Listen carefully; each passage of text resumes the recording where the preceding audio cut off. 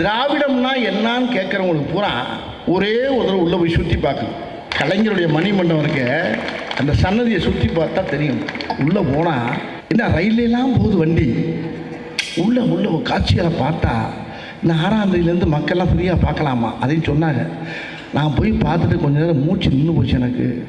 அவர் வரலாறை பூரா அதுக்குள்ளே அழகாக அமைச்சிருக்காங்க பாருங்கள். தமிழக முதலமைச்சர் அடடா கண்கொள்ளா காட்சி. அதை பார்க்குறதுக்கு 2 கண்ணுக்கு பத்தாதுங்க. ஒரு மனிதனுக்கு 1000 கண்ணு தேவைப்படும்.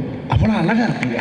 இது வரலாற்றில் இப்படி ஐயாவுக்கு மணிமண்டபத்தை, கலைஞர் ஐயாவுக்கு மணிமண்டபத்தை கட்டுறதுக்கு யாருனாலுமே முடியாதுங்க. யாருக்கும் இந்த வரலாறு கிடையாது. இது எங்கள் ஆத்தா சத்தியமாக உண்மைங்க.